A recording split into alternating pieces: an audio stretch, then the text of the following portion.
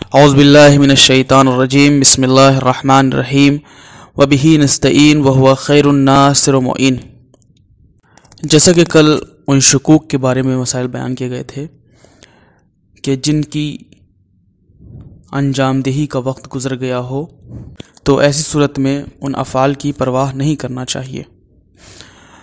اب ایک ایک کر کے ان تمام 6 مقامات کی تشریح کریں گے۔ نمبر 1، جس فعل کا موقع گزر گیا ہو اس میں شک کرنا، یہ بیان کیا گیا تھا۔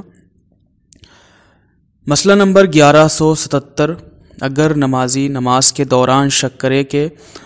اس نے نماز کا ایک واجب فعل انجام دیا ہے یا نہیں، مثلا اسے شک ہو کہ الحمد پڑھی ہے یا نہیں، جبکہ اس سابق کام کو عمدن ترک کر کے جس کام میں مشغول ہو اس کام میں شرعاً مشغول نہیں ہونا چاہیے تھا۔ مثلا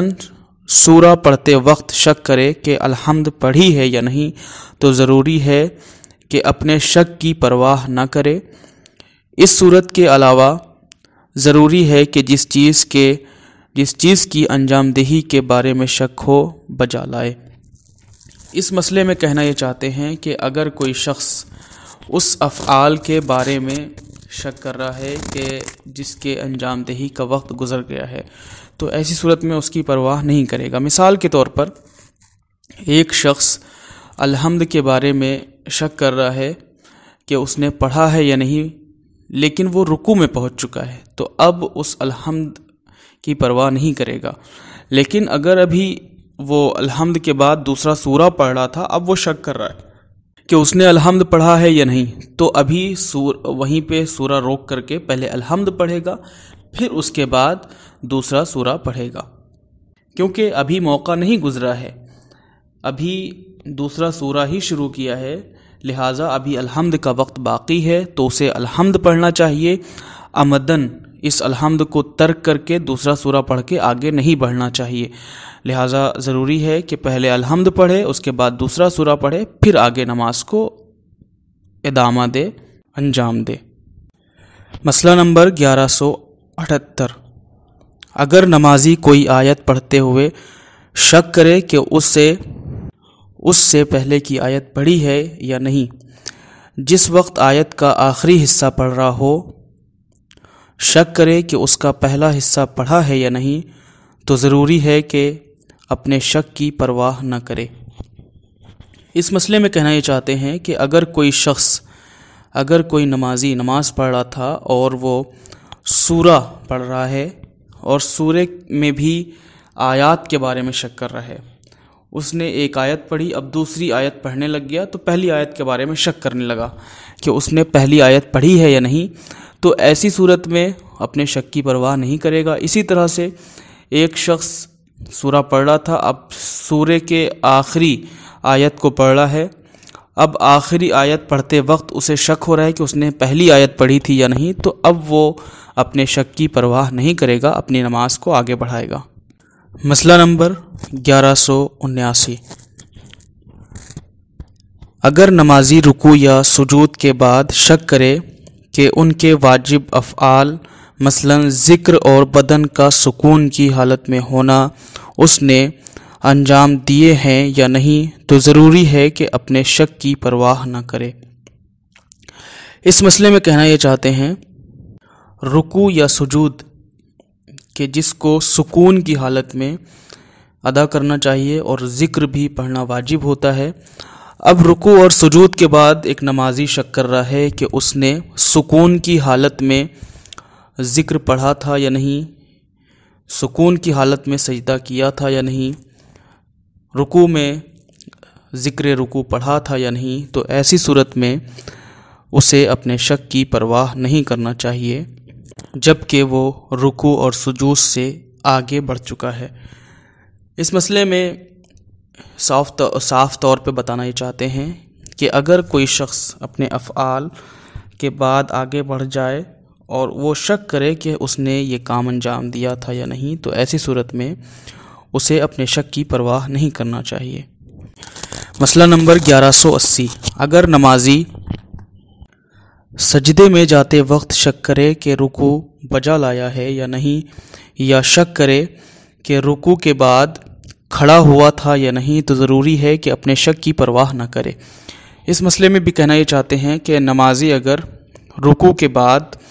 سجدے میں جا چکا ہو یا سجدے میں جا رہا ہو تو ایسی صورت میں اگر وہ شک کرے کہ اس نے رکوع کیا تھا یا نہیں تو اپنے شک کی پرواہ نہیں کرے گا۔ مسئلہ نمبر 1181، اگر نمازی کھڑے ہوتے وقت شک کرے کہ سجدہ یا تشہد بجا لایا ہے یا نہیں تو ضروری ہے کہ اپنے شک کی پرواہ نہ کرے۔ اس مسئلے میں بھی کہنا یہ چاہتے ہیں کہ اگر کوئی شخص رکوع سے، سجدے یا تشہد سے سر اٹھا چکا ہو اور وہ کھڑا ہو رہا ہو تو ایسی صورت میں اب وہ شک کرے ان چیزوں کے بارے میں کہ اس نے انجام دیا ہے یا نہیں تو اس کی پرواہ نہیں کرے گا۔ مسئلہ نمبر 1182، جو شخص بیٹھ کر یا لیٹ کر نماز پڑھ رہا ہو اگر الحمد یا تسبیحات پڑھنے کے بعد شک کرے، تسبیحات پڑھنے کے وقت شک کرے کہ سجدہ یا تشہد بجا لایا ہے یا نہیں تو ضروری ہے کہ اپنے شک کی پرواہ نہ کرے، اور اگر الحمد یا تسبیحات میں مشغول ہونے سے پہلے شک کرے کہ سجدہ یا تشہد بجا لایا ہے یا نہیں تو ضروری ہے کہ بجا لائے۔ اس مسئلے میں کہنا یہ چاہتے ہیں کہ اگر کوئی شخص تسبیحات میں مشغول ہونے سے پہلے شک کرے کہ اس نے سجدہ یا تشہد پڑھا ہے یا نہیں تو اپنے شک کی پرواہ نہ کرے۔ اگر تسبیحات میں مشغول ہو گیا ہو تو شک کی پرواہ نہیں کرے گا، لیکن اگر ابھی تسبیحات پڑھنا شروع نہ کیا ہو یا الحمد پڑھنا شروع نہ کیا ہو تو ایسی صورت میں جس چیز کے بارے میں یعنی سجدہ اور تشہد کے بارے میں جو شک کر رہا ہے اس کو بجا لائے گا، پھر سے پڑھ لے گا۔ مسئلہ نمبر 1183، اگر نمازی شک کرے کہ نماز کا کوئی ایک رکن بجا لایا ہے یا نہیں اور اس کے بعد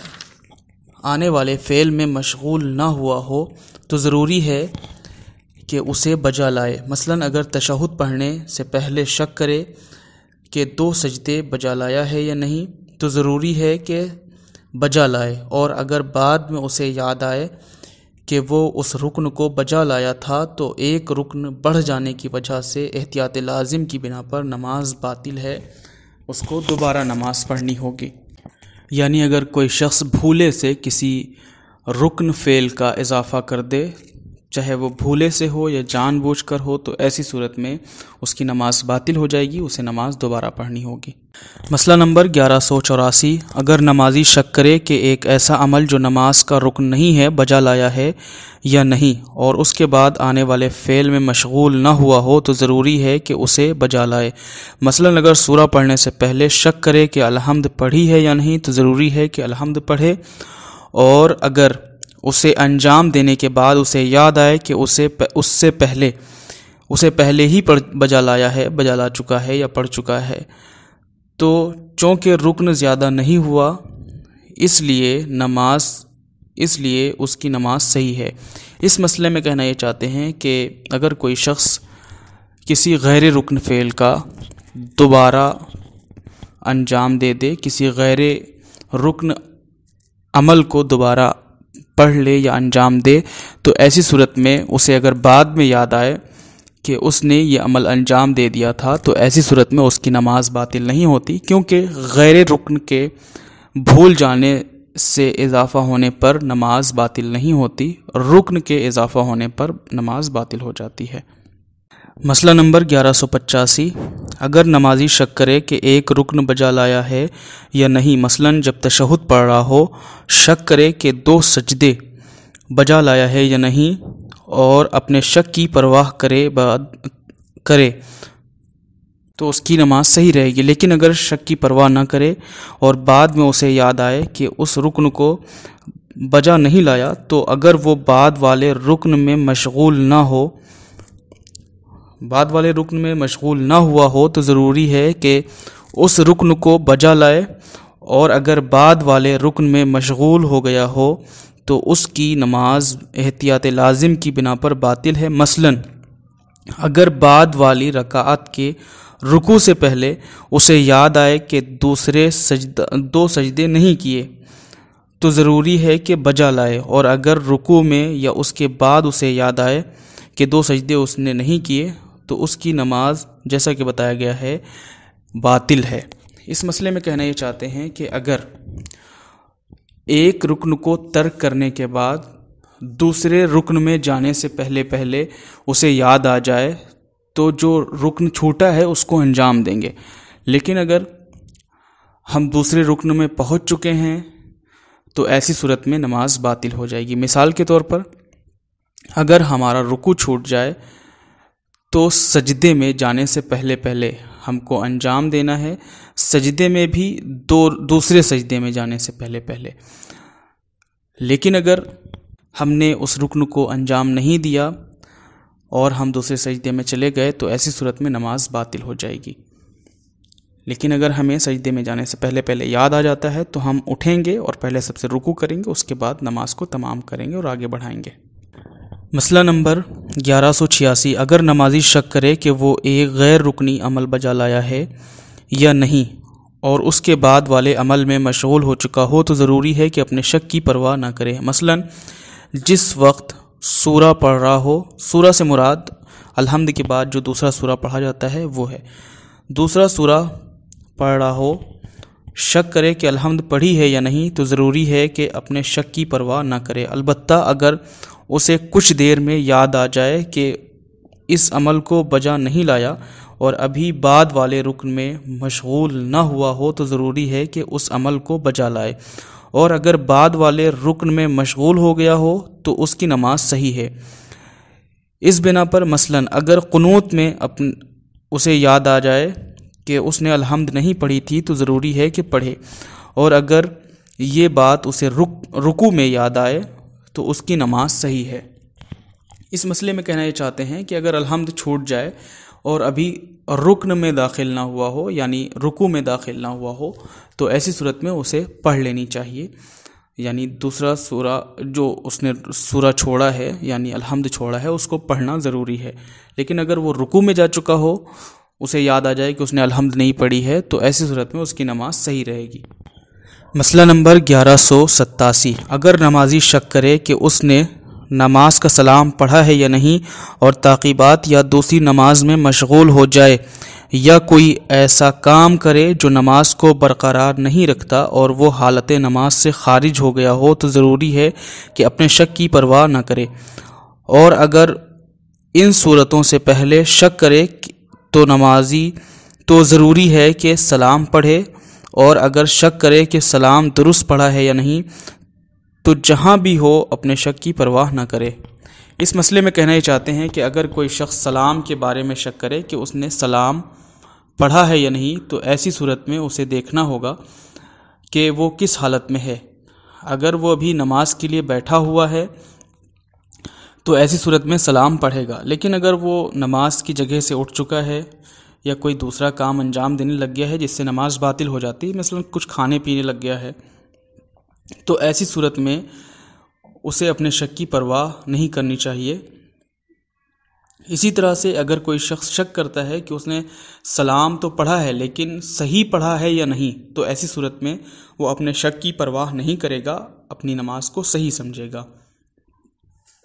یہ تمام مسائل ان افعال کے بارے میں تھے کہ جن کا موقع گزر چکا ہو۔ انشاءاللہ کل سلام کے بعد شک کرنے کے بارے میں مسائل بیان کیے جائیں گے۔ خداوند عالم سے یہی دعا ہے کہ خداوند عالم ہم سب کو زیادہ سے زیادہ علم حاصل کرنے کی توفیق عطا فرمائے اور اس پہ عمل پیرا ہونے کی توفیق عطا فرمائے۔ وآخر الدعوانا ان الحمد للہ رب العالمین۔ اللہم صلی علی محمد و آل محمد۔